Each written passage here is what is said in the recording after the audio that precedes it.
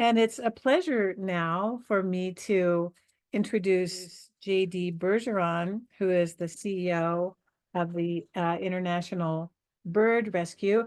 His love of birds and wildlife led him to explore and build a deep appreciation for California native plants and the habitats that they support. I visited JD's Hillside Garden in Martinez a while back, and we spent a fun morning exploring his garden and walking through the neighborhood, looking at nearby native gardens. And who knew that Martinez was such a hotspot of native plant gardening, but it certainly is. JD has really transformed his own garden, and I'm looking forward to seeing his presentation. So let's welcome JD. Hi, JD. Hi, Kathy. Thanks so much. And I have to say, huge thank you. The one positive thing to come out of COVID for me was that I watched so many of these videos that it really was the kind of the spur moment to get me going. So you'll all get to see what I've been up to with my somewhat challenging hillside garden. What you are looking at right now is the very uninspiring start. When we moved into this home in December of 2020, the upper part of the yard is completely without plants except for weeds and a few trees, mostly non-natives. And this was what we had to work with. A little bit more about me. Kathy did mention I am the CEO of International Bird Rescue. I consider storytelling a key part of what I do. But more importantly, perhaps, I need the outdoors to re-energize. We work with sick and injured and oiled, contaminated birds, and I really need to see healthy wildlife in order to recharge. I do love to draw. I love Burning Man. I love chaparral and desert, and I think this is all going to be part of the story that I'm going to share with y'all. So that really we had a blank slate. What you're seeing here is actually the very earliest attempts. There's a few little tomato plant containers, and I think maybe one of all of these plants we attempted to put in without proper irrigation, just that hose to work with. Only one made it. But I will go through a little bit about what we were trying to do with our garden objectives, what were our inspirations, how I picked plants, and then a lot of trial and error challenges. So on the more traditional side, we did want to only add new California native plants. That means there are some plants that have been here a very long time that are actually doing quite well, and wildlife seem to enjoy them. A bottle brush tree is a good example of that. We do want to continue attracting birds and butterflies and salamanders and newts and everything else, and also to create some habitat. Interestingly enough, when Kathy was here, she pointed out that my lupin that I was so excited was hosting what I had read was a native Genista caterpillars was actually not a great thing. That while they're not directly invasive species, they will eat your lupin to the ground. So I have removed them. And again, the habitat is the key, and I look forward to hopefully finding caterpillars this year. We've seen some interesting butterflies, like the one in the middle picture there, which I am told is called a Thader comma, and that was literally last week landed on one of my plants as it was passing through. On the more personal side, we had a limited budget, so we wanted to do as much do it ourselves as possible. We have two big dogs. These are a key part of our family, and also one of the more destructive elements we need to be careful of in the garden. And then most of all, that part about re-energizing. I wanted there to be lots of quiet spaces to sit outside, maybe with my computer, maybe not. And that is a key part of what you'll see in the garden. Our house is quite old. It was built in 1926. Here it is in the middle of the valley that it exists in. You can't really tell perfectly well from this photo, but that is a very steep hill behind the houses. And there's a lot of water challenges that happen even to today. Some of our key inspirations, I love going hiking. If you go out the back gate of our garden, about a half-mile away, you are in the Carquinez Regional Shoreline. It has elements of chaparral and coastal sage scrub. I love it. I imagine that at one point, our backyard would have been part of this same habitat. And we want to add elements that put it back in that space. Birds, of course, are a key inspiration for me. This is a regular visiting hermit thrush. The day we were checking out the house actually to see whether we would want to buy it, there was a hermit thrush there. I took that as a good sign, and that hermit thrush is sort of my little promise. I will continue to make a habitat that that bird wants to be in, and hopefully finds ways to draw more birds as well. While I lived still in Oakland before we moved to Martinez, I lived in this amazing rental house. I called the Yard of Wonder. Every few feet, there was a different feature. There was a daybed, there was a sculpture, there was a little studio, a vegetable garden, a little coffee table, excuse me, in the very back where you could sit with your coffee in the morning. Really wanted to simulate that in our new yard as well, especially with its terraced demeanor. There's lots of places to stop. I also really enjoy botanical gardens. This is the Santa Barbara Botanical Garden, which, if you have not been to, has an incredible array of California habitats. And I really like that model of displaying different kinds of plants that are also beneficial to the environment. So the white outline shows essentially the shape of our yard. It doesn't very well show you the angle, but it does also show that we have a very southwesterly direction in our yard. I broke the yard up into zones, and each of those is kind of a little playground, a different kind of garden. I won't read them out here, but you can see that some of them speak to various habitats that are here. Others are just trying to draw butterflies and other pollinators. There's a gorgeous big old toyon in the middle of the yard, so we have to really think about what kinds of plants like to live underneath that in a meadow. And I'm actually from the New England area, so Zone 12 was meant to be my little homage to Cape Cod Seaside Gardens. We're calling it the Bayside Martinez Garden, and a lot of the more coastal plants, native plants, are what we're trying to do there. It's still very much in the early stages, but gives me a lot of energy about what could happen. So just a few of the lessons we learned on the dog friendly side. One, of course, you want to research which plants are dog friendly. I think even more important is knowing your dog or dogs. My two dogs, fortunately, are not plant eaters, but they are very boisterous and like to play. And one of the things that I wish I had known before planting was that a 3-foot border along your fences will prevent your dogs from, when they're doing their patrol job, from actually smashing into plants. We continue to have to pay the price for that one because the back fence itself, some of the plants are too close. I'm hoping that eventually we will fix that. I think also it's important to note that Moby, the whiter dog in this photo, actually was a puppy when we got him, and a lot of reinforcement has to be done to help the dogs know where the right places to be.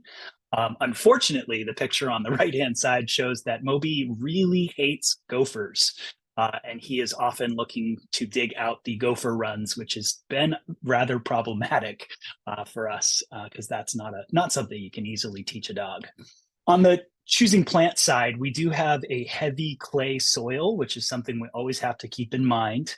Means drainage is not always very quick, and also sometimes amending the soil a bit. This is not something traditionally recommended for native plants, and yet several places we have been have suggested that adding a bit so that very dry clay doesn't actually turn into essentially a pot, preventing the roots from growing.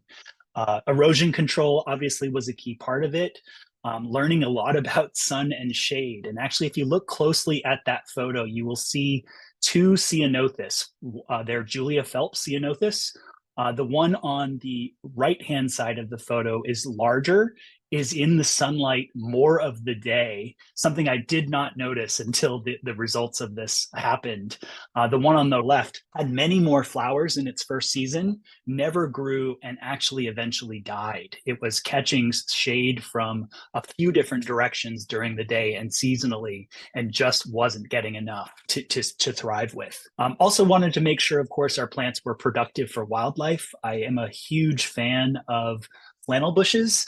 And this one, you can actually see the ants are often crawling on the flowers, which I'm sure has some important purpose for them. Some of the bigger questions, and I don't even attempt to answer them here, but I think they're worth thinking about. I know there are folks who are wanting to keep very pristine, keeping hyper local in their plant choices, avoiding cultivars at all costs.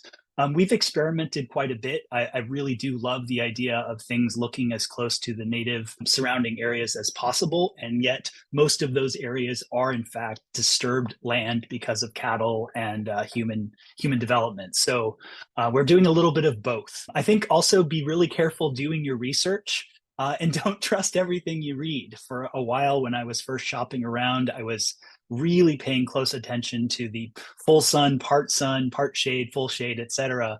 And I find that you can actually find the exact same plant listed as exact opposites. This one does well in full shade. This one only does well in full sun. So you really have to dig a little deeper to make sure you know what you're getting. Also thinking about what's already in your yard. As I said, we have a huge toyon. We have a few very old trees that are not native, but the birds and wildlife are definitely drawn to them, including a very messy, silky oak tree, which every season brings some of the most incredible birds, the hooded orioles, the western tanagers, the black-headed grosbeak, some of the really most gorgeous birds that pass through the Bay Area, for some reason love this non-native tree. Companion plants are important as well. Timeline for growth. One of the really great things I learned from one of these webinars actually was thinking about, your brand new buckeye is going to take many years to grow and eventually will shade the things around it. Until that time, you probably want to fill in that space with things that perhaps are not as long lived, so that you're not waiting for the gaps to fill in. You actually can enjoy the garden in different phases and really think about that long-term plan. I love a good spreadsheet. I also love a notebook. This is just a screenshot of my garden spreadsheet. It tells me the common and scientific names, what zone have I planted in, what was the source, where did I buy the particular plant, as well as a spot. I create a new column for each month of the year. And then I take notes on plants that perhaps are struggling or booming particularly well in a particular period. Really gives me a record, actually, of how things progress. And I also have a notebook I often carry while I am in the garden that helps me take notes quickly, too. You can see I take a very scientific approach to this. Some of the just few categories of plants I really love. Manzanitas, wild lilacs, and buckwheat were all things I knew I wanted in the garden. I have to give credit to my sister-in-law, Ashley, for convincing me on sages. I was resistant in the beginning, and now I don't know why, because they're some of my favorite plants in the whole garden. But we have multiple varieties of all four of these, and really enjoy seeing the contrast of them together. And in fact, one of the zones of our garden is called Buckwheat Alley, and there are 7 different kinds of buckwheat along the walkway as you go up the hill. I think it's important also to think about plants that you especially love. This is one of mine. It's a Southern California native called Otay Mountain Lotus. I just think it is absolutely stunning. The flowers are amazing. Very small stature plant. We had one in the front garden that bloomed and then seemed to go completely gone in one season. So I bought 3 the next time and planted them together with hopes in a sunnier spot they would last longer. Also, plants that might come up and surprise you. We tried a bunch of different kinds of ceanothus. This is actually a photo during the night of just about a month ago of our Julia Phelps ceanothus, the same one I showed in the sun and shade photo. Absolutely booming this year. This plant has not followed the rule of sleep, creep, and then leap. This plant has only been in the ground for about a year and a half at this point, and has actually become one of the main features of the upper part of our garden. I absolutely adore it. Garden maintenance, and you can actually see a photo. That's actually a very recent photo of the garden, and I will show you some earlier stages as we go. But hand weeding is definitely one of my favorite tools. It is a relaxation exercise for me. I am in a constant war against oxalis and foxtails and a bunch of others. Year over year, I stay pretty consistent, and I think we are seeing a reduction. Some of our native plants actually do a really exceptional job of weeding out or preventing those plants from booming. I can actually see an oxalis flower right above my dog's head in there. That's how focused I am on these things. We do avoid chemicals. We do not like to poison or do anything like that that might cause problems for wildlife and invertebrates in the ground. So this is very much about hand exercise only. Making decisions about cleaning up versus leaving debris. We leave all of the oak leaves and pine needles and things that fall from native trees nearby. There is one, that silky oak tree I mentioned, actually drops a lot of mess pretty much all year round, and it does smother things below it. So we have to be quite careful. Gophers have been a key challenge of our yard as well. We do have those really annoying noise gopher sticks. As you can see with the digging photo from a few slides ago, that we are not winning at this point. Have not quite figured this one out and would love anyone's suggestions on helping gophers find a better place to be. We also do use a lot of movable garden fencing so that we can protect newer plants or plants that perhaps the dogs are coming too close to too frequently. This is a pretty good photo of what weed season looks like in the garden in the early days. The dogs, we talked about the digging. They also, if we don't protect certain plants, they seem to prefer to pee on some of them than others. We learned about wrong sun exposure, the wrong plant species for a location, just a bad spot. There are some spots in our garden that just don't seem to do as well as others. In fact, there were entire species that we planted in the very beginning that actually had, all of them had to be removed because they just didn't do well. That was the Carpinteria plants. This is an interesting garden bed. This is the front yard facing the street. Not really sure what made me think to make this my big experimental garden, but it has been. You're seeing some marsh fleabane. You're seeing some hedge nettle. You're seeing some bee plant, several of which have become incredibly, not invasive necessarily, but boy, they are spreading. Bee plant can grow to quite extreme lengths and was blocking some of this walkway. We're still working on perfecting it. You can see the little light green plant is the younger Otay Mountain lotus. Some of the bigger challenges we've had, this was all related to the rain. The end of 2022, you'll all remember, there was a juniper tree that fell down. Not long, just a couple of months after we had paid one of the few projects we had professional support with. We were very lucky. The tree missed all the native plants. You can actually see them right below. It landed on the fence, and I'll show you in a moment what we used that opportunity for. The water also, unfortunately, our retaining walls created a perfect river channel, and you can see what damage all that water rushing down did to our composite granite. This is still a problem we're trying to resolve even today. We used the moment of the tree falling to put in a better fence, a full wooden redwood fence, and that's actually added quite a bit to our ability to build and actually enjoy the space. So I mentioned earlier, one of my targets was to have spaces where we could coexist with nature. There's a number of places where you can sit down, lots of bird feeders. We have been in the regular battle with squirrels. I've actually installed a peanut bin at the very top of the garden, one to keep the squirrels away from the dogs who are really triggered by them, and also to give them a place to be that's a little bit further from the feeders. Also, a hammock during better weather is available. So this is after we had brought in some support. It was not a native plant specialist, but they did do some excellent landscaping and irrigation work, some hardscaping and building in the walkway. Just a quick brief, we did have a tree house in the early days when we moved in. Termites later got that tree after all that water that came, and we had to take that down, and you can see in later images where we've gone with that. This is zone 10. It's the space right beside the house. It was overgrown with the plants that you see here, also a key spot that was catching water and holding it against the basement in a not good way. In the process of doing French drains to help with quite a bit of the water challenges, we put in some pots. We've experimented with various plants. Some of these had to be relocated. And this is actually what it looks like today, with some lupin and island mallow. There's a Ray Hartman ceanothus and a few other things there. On the other side of the front of the house, you can see before we moved in, it was pretty much just covered in mulch and English ivy. I have to say, I particularly despise English ivy for lots of reasons. I have worked to pull it back. I, of course, can't remove it because it belongs to my neighbor, but we put in a lot of things like poppies and woolly sunflower, yarrow, and several kinds of ceanothus in that bed. Zone 8 is right behind the house. It includes a patio and a lot of the older non-native plants, including some roses, and you can see this incredibly healthy bottle brush. We've been trying to add some elements that are native, and will of course take advantage of moments when plants that have been there a while reach the end of their lives. We've also been planting things like Palmer's penstemon or balloon flower below them, as just another element of color, and that allows us to kind of build.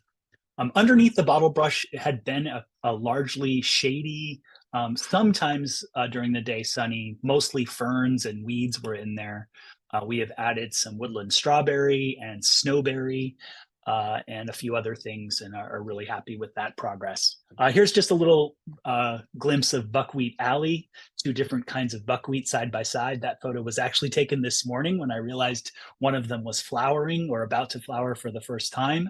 And I believe, oh gosh, I almost was going to say I remember the name of this butterfly, but I have forgotten. That is a visitor from last summer on our rosy buckwheat. Also in zone 7, we have a variety of berries, twinberry honeysuckle, snowberry, ribes, and a huckleberry. Here's another before and after. So there's stage 1, stage 2, and that's where the treehouse is still there. Good spot to sit with a glass of wine, and then that is how it is now. Here is that spot we started with, the denuded top of the hill, a huge, very messy eucalyptus tree, the fencing and whatnot. There's the work during landscaping, summer 2022. Here's when they finished.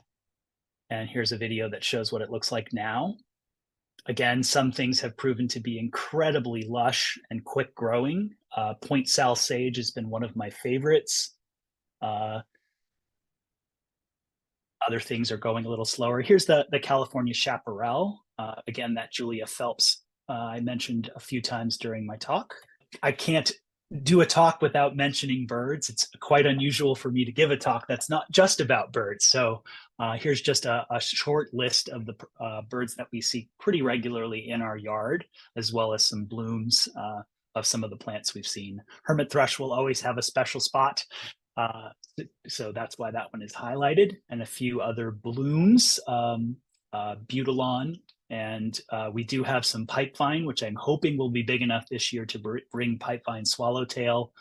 Personal favorite of mine, which I don't ever hear anyone talk about, is this deerweed, Acmespawn glaber. I absolutely adore it. I think it is a great filler. I think the flowers are amazing. One that I would highly recommend people look into, because I don't hear it talked about very often. And for the sake of folks who really like to know the list, we do have about 130 different species, including a bunch of cultivars and things, but there is that list. Well, thank you so much for giving that presentation. It was so interesting. It was so fun for me to see how your garden has changed, even since I saw it just like 9 months ago or something. Yeah, it's been booming. Again, this idea of year 1 they sleep, year 2 they creep, year 3 they leap. Ours seems to be leaping a year early. So I hope that's a good thing. That's fantastic. So you've done an impressive job. So I was wondering a couple things. So did you mean that you wished you had left a 3-foot border around the perimeter of your fence so the dogs could patrol the fence line without crashing into the plants? Exactly. There's a couple of manzanitas up there that branches have been regularly broken off when people walk by. It is a fire road. So that was actually one that we had hired someone to help us with. And I wish that they had warned us, and I wish I had known, because it would have been such a small effort to move them one more foot away, and saved us a lot of damage. I've been gardening on my neighbor's lot, which is a rental to the south of us, and the front yard is just a sea of oxalis. And with advice from Glenn Schneider, who manages the Skyline Gardens Restoration Project, I've been spraying it with vinegar just straight 5% white distilled vinegar, nothing special. You buy it at the grocery store. So my husband bought me a backpack sprayer. It's not a good look, but I have the backpack sprayer and I put a gallon, 2 gallons actually, and a good healthy squirt of dish soap in there that makes the vinegar stay on the leaves longer. And throughout this winter, I've sprayed probably every 2 or 3 weeks on like dry days and sunny days as best I can find. And it doesn't kill the oxalis because it's not systemic like Roundup, but it burns the leaves enough that I would say half the yard is bare now. And the other half is looking real sad. So I think that next year I'm going to have made some progress with the oxalis. It takes me like 45 minutes to spray the whole front yard and cost, like $15 worth of vinegar. And it's a good effort, I think. And you can also just spray through other plants. Like I have a toyon that's low to the ground and you can just spray right over the leaves and the toyon will recover. Yeah, the inner hippie, the animal loving hippie in me is going to just point out that when I pull, I actually end up finding little spiders and critters and invertebrates and things, and I can't imagine that they do very well with the spray. So I think it's always about options. I don't think everyone has the patience that I do, and also it seems like we're now dealing with poppies wanting to grow right next to the oxalis. So would that hurt the poppies as well? That was my timer. It will. Some plants can tolerate vinegar spray, poppies cannot, and lupins cannot. I hear what you're saying. I just felt like with the neighbors, like I can't hand weed it. It's just too much. Ultimately, it's about the time you have, and that sounds incredibly practical. I'm just too much of a bleeding heart for even the little roly polies and things that are running around in my garden. I want to thank you so much for joining us. I'm really so glad that you could. And one day I want to have your garden on the tour. Thank you so much. The Contra Costa Water District is a longtime sponsor of the Bringing Back the Natives Garden Tour, and I have really enjoyed collaborating with their dedicated and hardworking staff over the years. If you live in the Contra Costa Water District service area, you'll be pleased to know that you can receive a lawn removal rebate of $1 per square foot up to $2,000 total. The district's rebate now allows you to get paid for removing your back lawn as well as the front. The district also offers a fabulous landscape design assistance program. In this program, customers receive a free 2-hour consultation from a professional landscape designer to help explore ideas and make recommendations on the layout, plants, and other features that may work for their garden. Visit ccwater.com/lawn to garden to find out more. And to just show you some examples of the kind of assistance that you can receive through the district's landscape design assistance program. This garden was designed by Kelly Marshall. She's one of the designers on the district's list. And this is Lisa and Dan Wankett's garden in Concord. It was on the tour last year. And this is another garden. This is Kelly Marshall's own garden in Clayton, which of course was also designed by her.